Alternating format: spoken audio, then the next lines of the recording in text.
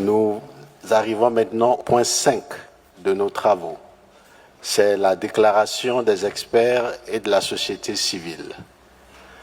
Pour ce point, nous allons donner la parole d'abord au président de la Commission nationale de la Confédération des États du Sahel du Burkina Faso.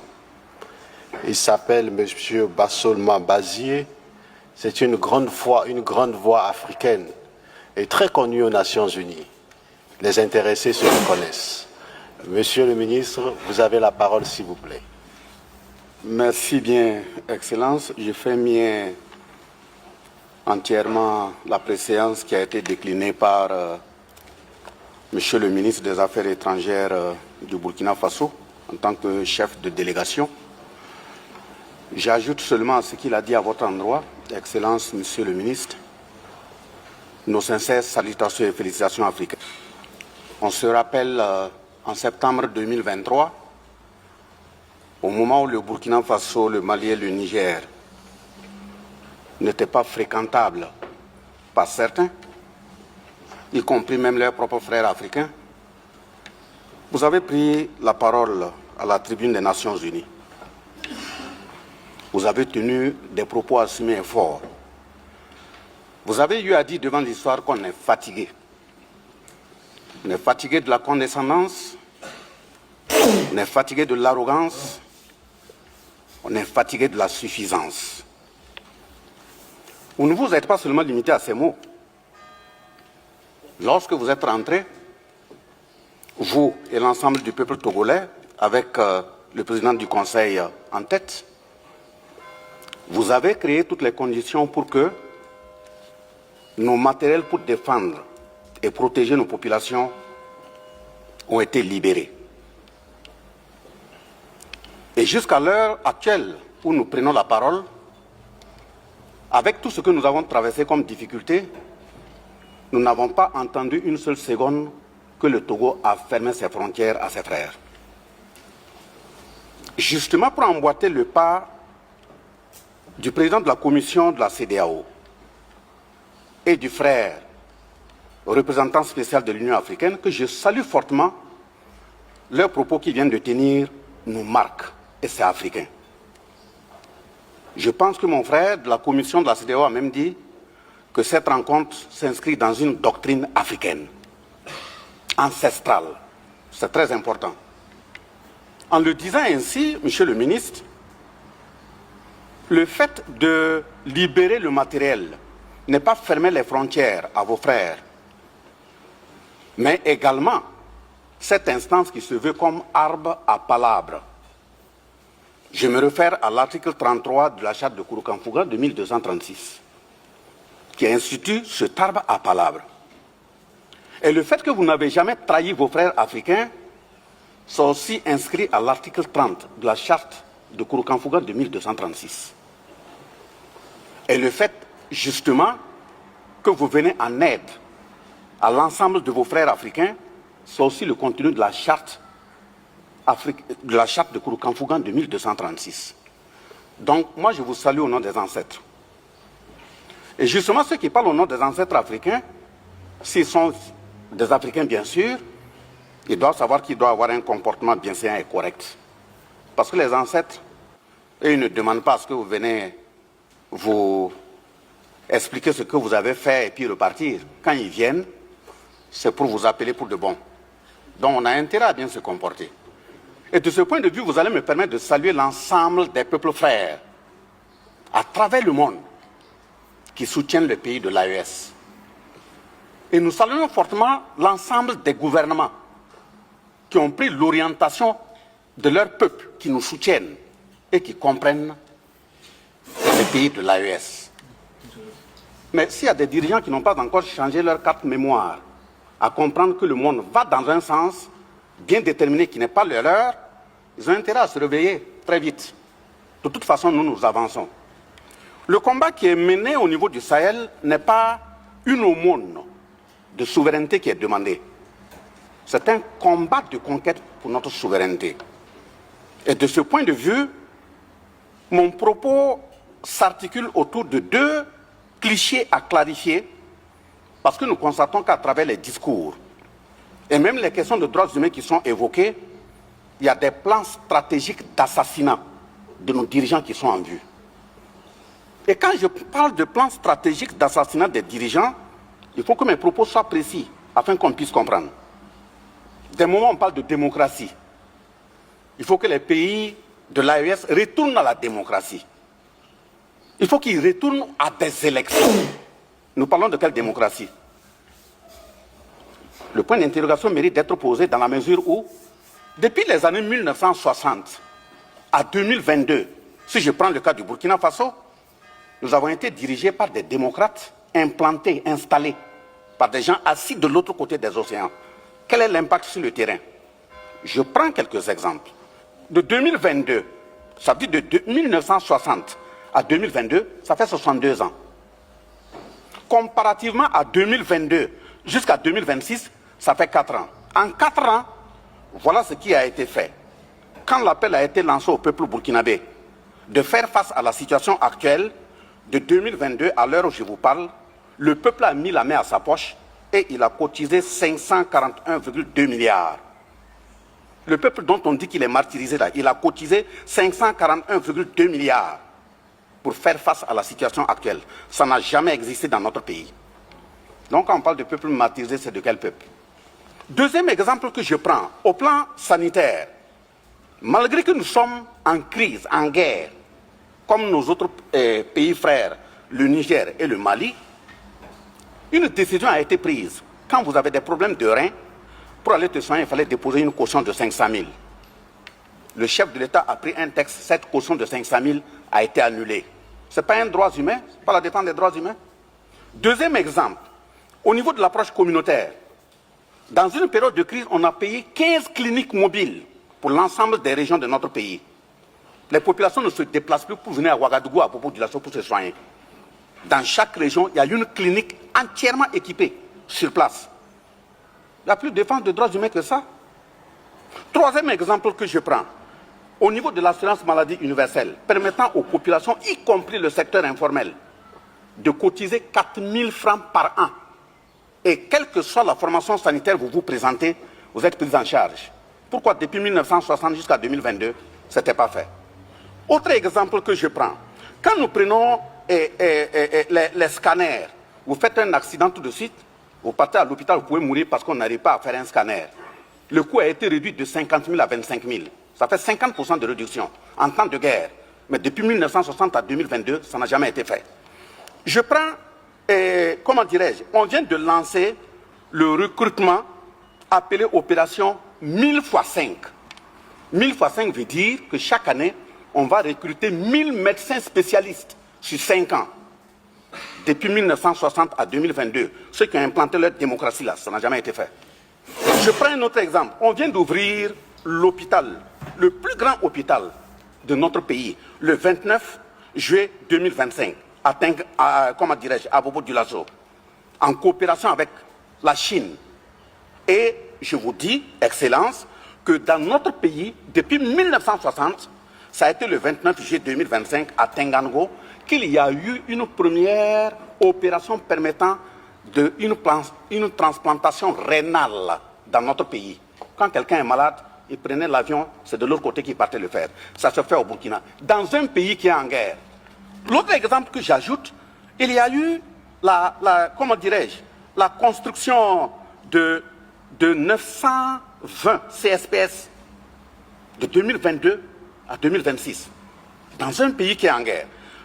Le 21 décembre 2025, ou même je vais, jusqu'à ce qu'on vient de constater, on a fait le point, ça fait 38 centres de santé nouvellement construits dans un pays qui est en guerre. Je peux bien en citer d'autres. On dit, mais le droit humain, c'est quoi? C'est le droit à la vie, non? Ce que je viens de citer, c'est pour permettre aux populations d'être en vie et en bonne santé. L'autre aspect, c'est la question alimentaire. Vous ne pouvez pas demander à quelqu'un d'être en bonne santé s'il ne s'alimente pas bien. Depuis 1960 à 2022, rien n'a été fait. De 2022 à 2026, malgré que nous sommes en guerre, il y a eu la mécanisation et des intrants. Ça veut dire, rien que pour 2025, l'État a mis dans la mécanisation agricole et les intrants 104 milliards de francs CFA. Et qu'est-ce qu'on a eu comme résultat? Ça veut dire 104 milliards, c'est plus, puisqu'en 2024, on a fait 77 milliards. Et cela nous a permis d'atteindre 67 000 tonnes de céréales pour nourrir les populations. Ce n'est pas ça la défense des droits humains. Je prends un autre exemple. Au niveau de l'aménagement des bas-fonds, pour permettre aux cultivateurs, ça veut dire aux paysans, de pouvoir s'en occuper, on est passé de 5 000 hectares, depuis les années 1960 à nos jours là, on est passé de 5 000 à 25 000 hectares en 2025. Mais c'est un pays qui est en guerre. Et au niveau toujours de l'agriculture, les labours, les paysans qui ont les terrains là, on prend les tracteurs, on laboure ça gratuitement pour eux. Et 2025, nous avons fait 58 000 hectares de terrain labourés gratuitement pour les paysans. Il n'y a plus de défense des droits humains plus que ça. Et quand je prends par exemple au niveau des forces armées, dans les 11 accords où on a dit qu'on ne peut pas payer du matériel ailleurs si ce n'est pas la France, on ne peut pas former nos militaires ailleurs si ce n'est pas la France, je vous informe que de 2022 à 2025, nous avons constitué de façon autonome une vingtaine de bataillons d'intervention rapide, tout équipés, minimum 500 par bataillon. Je ne vais pas dire le nombre exact, parce que les murs ont des oreilles. Et comme c'est des questions militaires, si je donne, vous pouvez vous préparer et puis venir. Je ne donnerai pas tout. Je donnerai des environs. C'est moins, c'est plus, vous n'allez pas le savoir. Deuxième exemple, on a constitué une dizaine de groupements d'unités mobiles d'intervention de la police. Ça y est, sur le terrain. On a constitué des légions de gendarmerie sur tout l'ensemble du territoire. Près de 10 escadrons de gendarmerie mobile. Ça y est, sur le terrain. Le nombre de bases aériennes de 1960 à 2022, c'était une seule. Aujourd'hui, on en a 4, de 2022 à 2026. 4 bases aériennes. Voilà, mais je dis, je donne approximativement, pas du tout. Voilà, les volontaires pour la défense de la patrie, où on a considéré que ce sont des milices. Moi-même qui suis devant vous, je suis un volontaire pour la défense de la patrie. Un volontaire pour la défense de la patrie. Donc, ce n'est pas des hommes de rue qu'on ramasse pour dire qu'on a formé des milices. Et tous ceux qui sont des volontaires pour la défense de la patrie, sur le terrain, au fur et à mesure, on les enlève, on intègre directement dans l'armée, sont formés. Ceux qui n'ont pas là pour aller dans l'armée, on les installe, soit au niveau entrepreneurial, que ce soit l'agriculture, que ce soit la menuiserie, que ce soit la soudure. Voilà ce qui est fait au Burkina. Donc, il est essentiel qu'on demande aux uns aux autres d'enlever les œillères pour mieux regarder la réalité.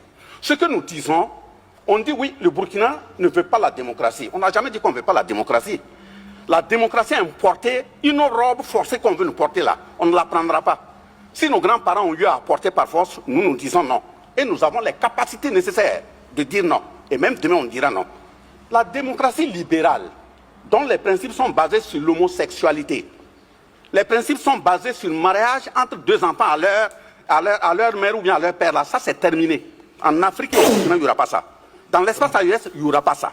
Donc, de ce point de vue, la démocratie a ses principes, où on estime on peut violer la Constitution, se faire élire 3-4 fois. On s'installe, ça, il n'y a rien. On tue 3000 personnes. On installe celui qu'on veut, ça, il n'y a rien. Et quelqu'un vient prendre le pouvoir par les armes, appuyé par le peuple. Il n'y a même pas une goutte de sang. Vous estimez que lui, là, il doit partir. Et quand ces deux personnes qui prennent mon voisin, par la réalité, c'est un exemple que je prends, vous prenez le pouvoir, par les armes, vous ne dites rien. Parce que ce qu'il fait, c'est ce qui vous plaît. Et moi, je prends les armes. Quand je dis, je ne suis pas d'accord que vous me nommez mon Premier ministre, je ne suis pas d'accord que vous m'imposez le ministre de la Défense, vous commencez à me traiter de putschiste, de quelqu'un de non fréquentable, vous créez toutes les conditions pour pouvoir me renverser. Donc ça veut dire deux personnes qui sont venues par les armes, l'autre comme lui, il fait ce que vous voulez, oui, lui, il est un bon putschiste. Bon, je dis c'est un exemple, je prends. Et mais maintenant, moi, qui refuse, vous estimez que, bon, je ne suis pas bon. Là-bas, dernier élément, monsieur le ministre, et regardez au niveau des questions de droits humains, pour être précis. Pourquoi j'ai dit qu'il y a un assassinat qui se peaufine à l'horizon? Au niveau des droits humains, quand vous regardez au Burkina, premièrement, les rapports qui sont déposés sur la table de l'ONU, et je vais prendre des exemples et des preuves précis ici pour interpeller aussi les représentants de l'ONU. Il faut répercuter. Quand on fait un rapport sur la base de téléphone, vous arrêtez dans un pays, vous appelez des gens sur le terrain, celui que vous voulez, et vous prenez ces propos, vous constituez un rapport. Est-ce que ça c'est sérieux? C'est même un manque d'éducation. Vous ne pouvez pas dire que vous voulez aller faire et un rapport sur un pays, sur des faits, et vous prenez un téléphone pour appeler, voir ce qui se passe, qui est au bout du téléphone? C'est lui qui vous dit, qui dit que ce n'est pas vous qui l'avez placé là-bas?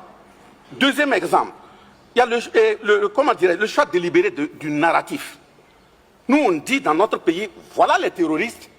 Dans des rapports, on les traite de djihadistes. C'est ce que veut dire djihadistes? On dit, voilà les terroristes, vous les appelez groupe armé. À moi, c'est avec vous, ils sont. Il y a un problème. Donc, si vous connaissez bien leurs identités, et vous leur donnez l'identité qu'il faut, les noms qu'il faut, c'est que ce sont vos représentants. Donc, si vous arrêtez vos représentants, si vous dites à vos représentants de ne plus venir attaquer, mais la crise va finir. On dit on n'est pas au courant. À Tenzawaten, là. Et l'Ukraine a fait quoi là-bas? Oui, on dit terroriste, terroriste. Vous envoyez vos représentants des armées venir attaquer des pays et vous parlez de djihadistes. Dites à vos représentants de ne plus venir, il n'y aura plus de terrorisme dans le Sahel. Mais maintenant, je prends par exemple comment dirais-je, vous faites un rapport, vous appelez les gens, vous constituez votre rapport. Au lieu de faire une confrontation, sur ceux même dont le rapport porte, vous dites non, non, non, bon, si vous avez fait l'étude pendant 3 mois, vous laissez quand il reste une semaine pour clore le rapport, vous appelez maintenant les responsables du pays, ils n'ont qu'à contredire. Ils vont venir contredire quoi? Ça veut dire que vous créez les conditions pour qu'ils n'aient même pas la possibilité de réagir. Donc on ne peut pas continuer sur cette base. Quand je le dis, qu'il y a un assassinat qui est plafonné, je vous donne les références, vous allez aller vérifier. Même sur le terrain, comment une puissance va dire, ou bien dans un rapport, on dit oui, que des satellites ont vu les FDS faire des assassinats massifs. Des satellites qui voient des FDS qui font des assassinats massifs. Et les mêmes satellites sont incapables de voir des terroristes qui s'organisent pour aller attaquer. Vous, vos satellites là, ils sont binaires ou bien c'est quoi? Donc ils regardent par choix. Donc vos satellites, quand c'est vous, vos hommes là, on ne voit pas. Donc il y a quand même un problème. Donc, je prends le cas de Kadhafi. Ça a été exactement le même narratif qui a été utilisé sur Kadhafi. Et voilà les exemples. Encore, on a dit que oui, il y a rapidement Human Rights qui a fait un rapport, qui a déposé. D'abord, il faut que les gens de Human Rights comprennent que la Déclaration universelle des droits de l'homme, de 1789, a été construite 553 ans après la charte de Kurukanfuga de 1236. On ne peut pas venir apprendre à des Africains ce que c'est que les droits humains. Vous prenez la Déclaration universelle des droits de l'homme de 1948.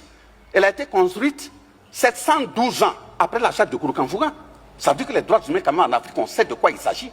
Donc vous prenez, vous dites oui, Human Rights a fait un rapport, allez déposer parmi les rapports qui ont concouru à la prise de la résolution 1970 et la résolution 1973, ça veut dire 1970 et 1973, qui ont permis d'assassiner Kadhafi. On a dit que c'est pour aller